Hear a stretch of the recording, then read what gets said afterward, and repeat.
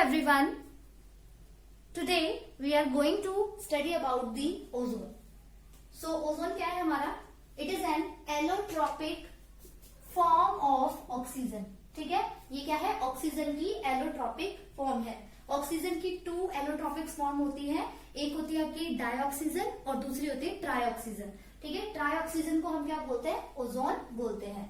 It is a try atomic molecule. Try atomic molecule का मतलब क्या है? यहाँ पे 3 ऑक्सीजन के एटम्स मिलके ओजोन को फॉर्म कर रहे हैं. दैट मीन्स इसकी एटॉमिसिटी क्या है? 3 है. इसी वजह से ये क्या है? आपका ट्राई एटॉमिक मॉलिक्यूल है और उसको इस तरीके से हम रिप्रेजेंट करते हैं. At a height of about 20 km from the Earth's surface, it is formed by the action of UV radiations on dioxygen. Earth surface से 20 किलोमीटर की हाइट पे ये कैसे फॉर्म होती है? It is form by the action of UV radiations on dioxygen. Dioxygen के ऊपर UV radiation के एक्शन से आपकी जो ओजोन है वो क्या होती है? फॉर्म होती है. Like this. मैं आपको दिखा देती हूँ यहाँ पे इक्वेशन. ये गैसियस फॉर्म है आपकी. ठीक है, और यूवी रेडिएशंस या यूवी लाइट कुछ भी ले सकते हैं आप. ठीक है, सो O2 गैस किस में कन्वर्ट हो जाएगी? आपकी O3 गैस में. ठीक है, लेकिन at a height of 20 kilometre from the earth's surface. ठीक है, आई होप आपको ये क्लियर हो गया होगा. अब हम देख लेते हैं इसका स्ट्रक्चर. तो ओजोन का स्ट्रक्चर किस तरीके से बनता है? O3 मॉलिक्यूल है. So it will be formed in this way. कितने लोन पेयर ऑफ इलेक्ट्रॉन आएंगे? यहाँ पे 1. यहाँ पे एक बॉन्ड है तो कितने आएंगे? 3 लोन पेयर ऑफ इलेक्ट्रॉन्स. यहाँ पे 2 बॉन्ड्स है तो यहाँ पे 2 लोन पेयर ऑफ इलेक्ट्रॉन्स आएंगे. ठीक है, सो अगर आपकी ये बॉन्ड अपने इलेक्ट्रॉन्स को इस ऑक्सीजन एटम पे ट्रांसफर कर दे और ये जो इलेक्ट्रॉन है इस वाले ऑक्सीजन एटम पे वो आपके कहाँ चले जाए? इस वाले बॉन्ड पे चले जाए तो क्या होगा? वी विल सी.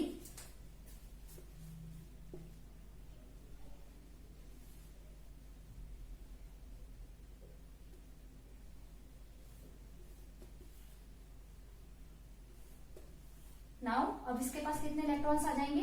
6. इसके पास 4 और इसके पास 2. ठीक है, सो ये दोनों ओजोन के क्या है? रेजोनेटिंग स्ट्रक्चर है. ये दोनों क्या है? ओजोन के रेजोनेटिंग स्ट्रक्चर. ठीक है, बात करें इसकी रेजोनेंस हाइब्रिड की. इन दोनों को रेजोनेंस हाइब्रिड की फॉर्म में किस तरीके से लिखा जाएगा? जो इनका रेजोनेंस हाइब्रिड होगा it will be like this. ठीक है, ये क्या है आपका इसका?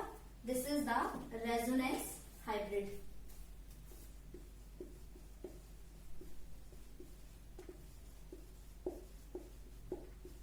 ठीक है, so these 2 are equivalent to this. ठीक है, बात करें इसकी हाइब्रिडाइजेशन की तो इसकी जो हाइब्रिडाइजेशन होती है वो क्या होती है आपकी? sp2. आपका इसमें जो हर एक ऑक्सीजन एटम है वो पार्शियल डबल बॉन्ड कैरेक्टर को पोजेस कर रहा है, इसलिए इसकी जो हाइब्रिडाइजेशन है वो क्या है आपकी? sp2. बात करें इसके स्ट्रक्चर की तो इसका स्ट्रक्चर कैसा है? एंगुलर. आपको दिख रहा है यहाँ पे इस तरीके से एंगल की फॉर्म बना रहा है. तो जो इसका स्ट्रक्चर है वो कैसा है? एंगुलर स्ट्रक्चर है. ठीक है, एक बात आपको बहुत अच्छे से इसके अंदर ध्यान रखनी है. वो बात क्या है कि आपकी जो यहाँ पे ये OO बॉन्ड है, ये OO बॉन्ड आपकी क्या रहेगी? इक्वल रहेगी. ठीक है, सो इसकी बॉन्ड लेंथ होगी 128 पिकोमीटर और एंगल आएगा इसका 117 डिग्री का. ठीक है, so this is the structure of the complete structure of the ozone. I hope आपको ये अच्छे से क्लियर हो गया होगा. We will now see the cause of depletion of ozone. जो आपके सुपरसोनिक एरोप्लेन्स होते हैं, जो आपके सुपरसोनिक एरोप्लेन्स होते हैं या फिर आपके जो न्यूक्लियर एक्सप्लोजन होते हैं या लाइटनिंग होती है तो वो एटमॉस्फेयर में क्या रिलीज करते हैं? NO, nitric oxide. ठीक है, आपके supersonic aeroplanes, nuclear explosion and lightning क्या रिलीज करते हैं एटमॉस्फेयर के अंदर? NO, जो कि O3 की डिप्लीशन में क्या करता है, O3 की डिप्लीशन को प्रमोट करता है। कैसे, जब आपका ओजोन इस नाइट्रिक ऑक्साइड के कंटैक्ट रिएक्ट करता है, ठीक है, जब आपका ओजोन इस नाइट्रिक ऑक्साइड के साथ क्या करता है, रिएक्ट करता है, तो ये NO2 फॉर्म करता है और क्या फॉर्म कर देता है, ऑक्सीजन गैस फॉर्म कर देता है। तो इससे क्या हो जाता है, इसका ओजोन का डिप्लीशन हो जाता है। It is also depleted by CFCs, chlorofluoro carbon से भी आपका ये क्या होता है, डिप्लीट होता है, ओजोन का डिप्लीशन। ओके, नेक्स्ट है reactive hydroxyl radicals. Hydroxyl radicals होते हैं इस तरीके के। तो ये जो हाइड्रोक्सिल रेडिकल्स हैं, ये आपके एटमॉस्फेयर में प्रेजेंट होते हैं ड्यू टू बायोमास बर्निंग। आप कोई भी जैसे वुड वगैरह है, आप इसको क्या कर रहे हो, बर्न कर रहे हो, तो बायोमास बर्निंग से आपके एटमॉस्फेयर में क्या आ जाते हैं, हाइड्रोक्सिल रेडिकल्स आ जाते हैं। सो ये हाइड्रोक्सिल रेडिकल्स जब ओजोन के साथ कंबाइन करते हैं तो ये O2 और HOO का रेडिकल फॉर्म कर देते हैं। तो इस तरीके से भी आपका जो ओजोन है उसका क्या होता है, डिप्लीशन होता है। So these are the all points of the cause of depletion of the ozone. We will now study the preparation of ozone. So ozone को हम किस किस तरीके से प्रिपेयर कर सकते हैं। फर्स्ट मेथड क्या है, when a slow dry stream of oxygen is passed through a silent electrical discharge conversion of O2 to O3 अगर, ठीक है, जब भी आप slow dry stream of oxygen को साइलेंट इलेक्ट्रिकल डिस्चार्ज के थ्रू पास करते हो।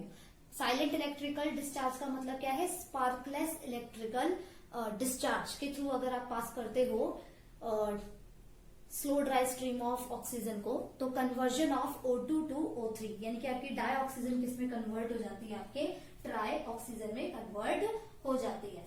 सो आपने क्या लिया, यहाँ पे O2 लिया और O2 में आपने क्या कराया, साइलेंट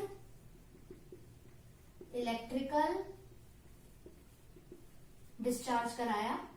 तो जब आपने इसका साइलेंट इलेक्ट्रिकल डिस्चार्ज कराया तो O2 से आपको क्या मिल गया, O3 मिल गया। ठीक है, इसको बैलेंस कर दो। अब आपको जो यहाँ पे ये जो ऑक्सीजन मिली है इसको हम बोलते हैं ओजोनाइज्ड ऑक्सीजन।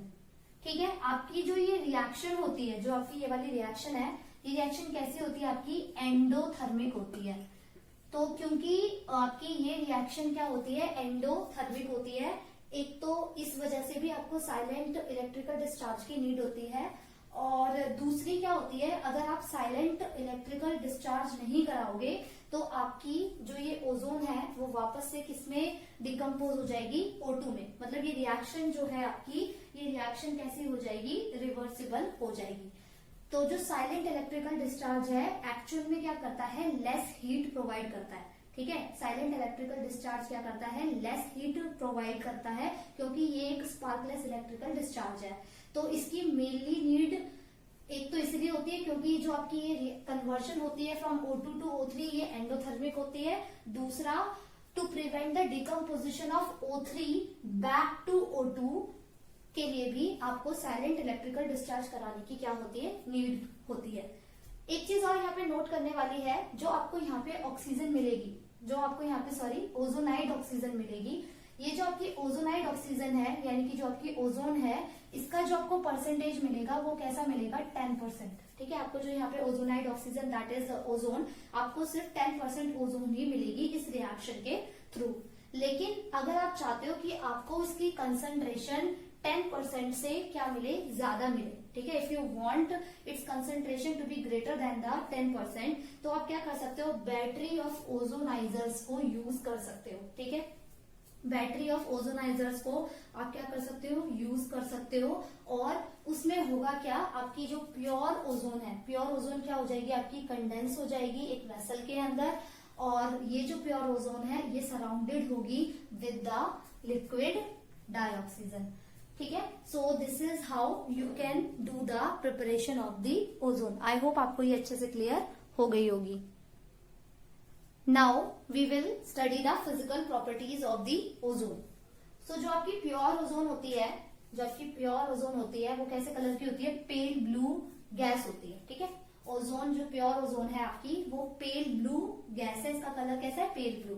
लेकिन जब आप इसको क्या करते हो, इसको लिक्विड एयर में कूल करते हो, ठीक है, जब आप इस प्योर ओजोन को लिक्विड एयर में कूल करते हो तो ये कंडेंस हो जाती है एंड ये पेल ब्लू से किस में आ जाती है, डार्क ब्लू लिक्विड में आ जाती है। फर्दर आप इसको क्या करोगे, लिक्विड एयर के अंदर इसको क्या करोगे, कूल करोगे।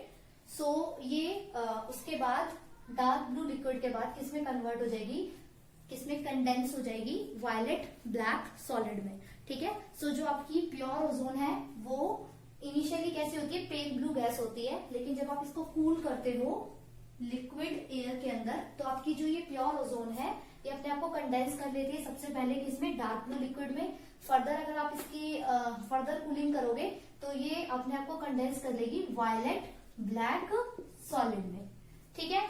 इसकी जो स्मेल होती है it has a characteristic smell. ठीक है। In small concentration it is harmless. अगर इसका कंसेंट्रेशन क्या है, कम है, तो ये क्या है आपके लिए, हार्मलेस है।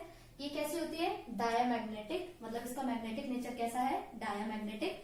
और ये आपकी स्लाइटली सॉल्युबल होती है वाटर के अंदर, लेकिन ये रेडिली डिसॉल्व हो जाती है किसके अंदर, ऑर्गेनिक सॉल्वेंट के अंदर। ऑर्गेनिक सॉल्वेंट्स आपके जैसे टर्पेंटाइन ऑयल हो गया, आपका कार्बन टेट्राक्लोराइड हो गया, ग्लेशियल एसिटिक एसिड हो गया, तो इनके अंदर ये क्या हो जाती है, रेडिली डिसॉल्व हो जाती है। ठीक है। So these are all the physical properties of the ozone. Now we will see the chemical properties of the ozone. तो सबसे फर्स्ट प्रॉपर्टी हम क्या देख रहे हैं, न्यूट्रल कैरेक्टर। आपकी जो ओजोन होती है it is neutral to litmus. आपकी जो डाइऑक्सीजन होती है वो भी न्यूट्रल टू लिटमस होती है। ठीक है। तो आपका जो ओजोन है it is neutral to litmus.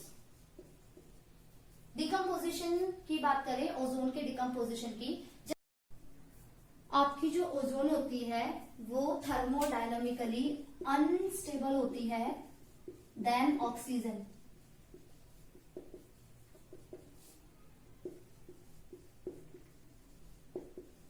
ठीक है। क्यों होती है थर्मोडायनामिकली अनस्टेबल आपकी ओजोन, क्योंकि जब आपका ओजोन का क्या होता है, डिकम्पोजिशन होता है इनटू डाइऑक्सीजन, तो लिबरेशन ऑफ हीट होती है। उस टाइम पे क्या होता है, liberation of heat. Liberation of heat हो यानी कि आपकी हीट एनर्जी क्या हो रही है, रिलीज हो रही है। हीट एनर्जी रिलीज होगी तो आपका जो डेल एच है वो लेस देन जीरो हो जाएगा। आपकी जो एंट्रोपी है डेल एस वो आपकी ग्रेटर देन जीरो हो जाएगी, और जो आपकी गिब्स फ्री एनर्जी है वो लेस देन जीरो हो जाएगी। मतलब इसकी जो वैल्यू मिलेगी वो आपको क्या मिलेगी, लार्ज नेगेटिव वैल्यू मिलेगी। तो इसी वजह से आपकी जो ओजोन है वो आपकी थर्मोडायनामिकली क्या होती है, अनस्टेबल होती है। किससे, डाइऑक्सीजन से। ठीक है। तो इसी वजह से जो हाई कंसंट्रेशन होता है ओजोन का वो डेंजरसली क्या होता है, एक्सप्लोसिव। अगर स्मॉल अमाउंट में ओजोन प्रेजेंट है, स्मॉल कंसंट्रेशन ऑफ ओजोन है तो वो हार्मलेस होती है, लेकिन जो इसका लार्ज जो कंसंट्रेशन है वो आपका कैसा होता है, डेंजरसली एक्सप्लोसिव। क्योंकि जब भी आपका ओजोन का जो डिकम्पोजिशन होगा इनटू डाइऑक्सीजन तो आपकी क्या होगी, लिबरेशन ऑफ हीट होगी, जिससे आपका del H less than zero हो जाएगा, del H greater than zero हो जाएगा और del G less than zero हो जाएगा। ठीक है। सो आपकी जो ये ओजोन है it decomposes slowly to give oxygen even at ordinary temperature. अगर आप ऑर्डिनरी टेम्परेचर भी रखोगे तो ये स्लोली अपने आप को कन्वर्ट कर लेती है किसमें, डाइऑक्सीजन में। अब देख लेते हैं इसकी थर्ड प्रॉपर्टी, जो कि क्या बताती है कि आपकी जो ओजोन है वो एक पावरफुल ऑक्सीडाइजिंग एजेंट की तरह बिहेव करता है। क्यों करता है, जब भी आपका ओजोन का क्या होता है, डिकम्पोजिशन होता है, तो ये क्या देता है, डाइऑक्सीजन देता है और एटॉमिक ऑक्सीजन, या फिर आप इसको बोल सकते हो क्या, आप इसे बोल सकते हो नेसेंट ऑक्सीजन भी बोल सकते हो। ठीक है। तो आपका क्योंकि ये जो ओजोन है, ओजोन क्या देता है, डिकम्पोज करके डाइऑक्सीजन और ये atomic oxygen. So due to the formation of this atomic oxygen आपका जो ओजोन है वो पावरफुल ऑक्सीडाइजिंग एजेंट की तरह क्या करता है, बिहेव करता है। ठीक है। सो पावरफुल ऑक्सीडाइजिंग एजेंट की तरह क्यों बिहेव कर रहा है, due to the formation of this atomic oxygen. ठीक है। सो ये आपकी एनसीईआरटी में एक क्वेश्चन भी पूछा हुआ है कि why does ozone act as a powerful oxidising agent, कि आपका जो ओजोन है वो पावरफुल ऑक्सीडाइजिंग एजेंट की तरह क्यों बिहेव करता है, तो due to the formation of this atomic oxygen on the decomposition of ozone. ठीक है। तो आप ये रिएक्शन लिख देना और ये जो मैंने अभी आपको रीजन बताया है ये बता देना, ठीक है। So it was your NCERT question. I hope आपको यहाँ तक अच्छे से क्लियर हो गया होगा केमिकल प्रॉपर्टीज। ओके, सो अभी मैंने आपको बताया कि due to the formation of atomic oxygen at the time of decomposition of ozone, it act as a powerful oxidising agent. तो ऑक्सीडेशन ऑफ कंपाउंड्स हम यहाँ पे देख रहे हैं। आपका जो लेड सल्फाइड है वो ऑक्सीडाइज हो जाता है किसमें, लेड सल्फेट में। आपका I माइनस ऑक्सीडाइज हो जाता है I2 में। हेलोजन एसिड्स आपके ऑक्सीडाइज हो जाते हैं हेलोजन्स में। नाइट्राइट आपका ऑक्सीडाइज हो जाता है किसमें, नाइट्रेट में, ठीक है। सो हम इनकी रिएक्शन एक बार देख लेते हैं क्या क्या रिएक्शन है। तो जब आपका लेड सल्फाइड ओजोन के साथ रिएक्ट करता है तो ये क्या फॉर्म करता है, लेड सल्फेट प्लस में ऑक्सीजन। अच्छा, एक चीज ध्यान रखना, आप ओजोन के साथ आप इन कंपाउंड्स का क्या करवा रहे हो, ऑक्सीडेशन करा रहे हो, ऑक्सीडाइज करा रहे हो इन कंपाउंड्स को। तो हर एक के अंदर ऑक्सीजन तो आपकी फॉर्म होगी ही, ठीक है। तो वो हम एज अ प्रोडक्ट पहले ही लिख लेते हैं, क्लियर। ऑक्सीजन तो फॉर्म होगी ही होगी। अब मैंने बताया आपका जो आयोडाइड आयन है, I माइनस आयन, वो किसमें ऑक्सीडाइज हो जाता है आपका I2 में। तो यहाँ पे क्या मिलेगा आपको, एक तो मिल गया आपको I2, ठीक है, और आपको क्या मिलेगा, एक हाइड्रोक्साइड आयन मिलेगा, और एक आपको क्या मिल गया यहाँ पे O2 मिल गया, ठीक है। नेक्स्ट देख लेते हैं, हेलोजन एसिड्स किसमें ऑक्सीडाइज हो जाते हैं, हेलोजन में। यानी जैसे HCl ले लिया, HBr ले लिया, ठीक है, HI ले लिया, तो ये किसमें कन्वर्ट हो जाते हैं आपके हेलोजन में। यानी कि HCl हेलोजन में कन्वर्ट होगा तो क्या फॉर्म करेगा आपका Cl2, ठीक है। प्लस में ये क्या फॉर्म करेगा, वाटर, और प्लस में ऑक्सीजन।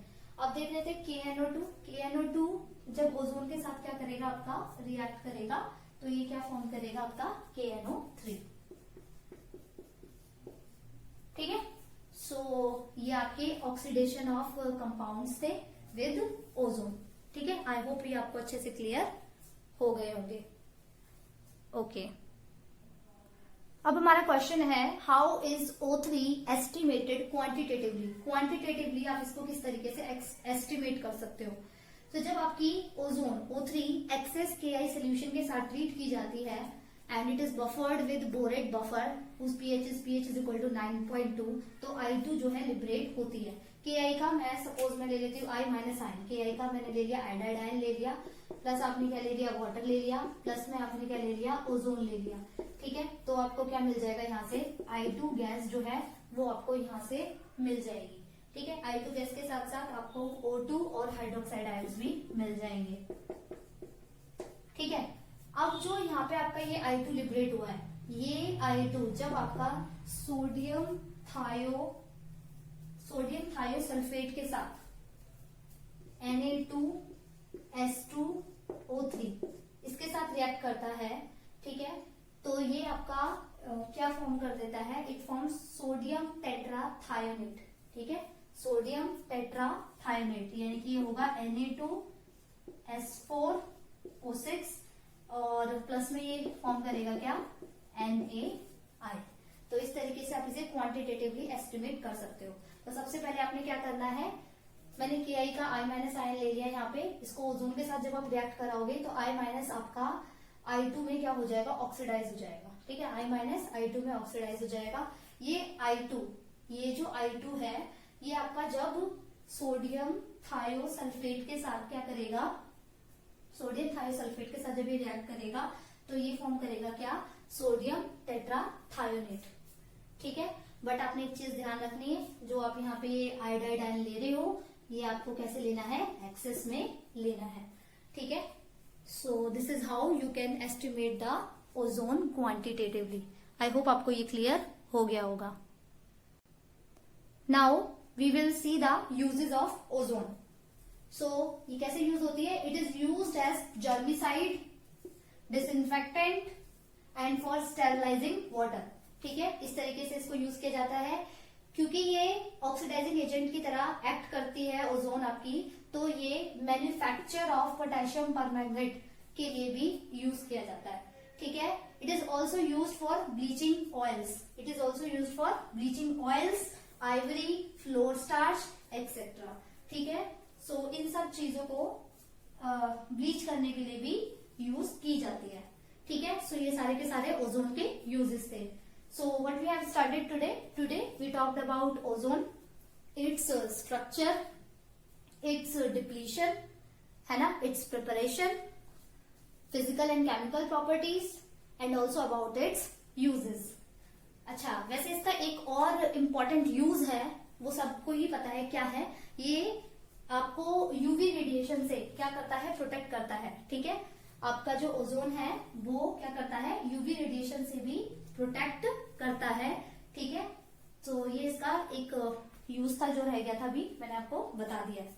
ठीक है, सो आई होप आपको ये सब क्लियर हो गया होगा, जो कुछ भी मैंने आज आपको ओजोन के बारे में बताया है। Okay, thank you class.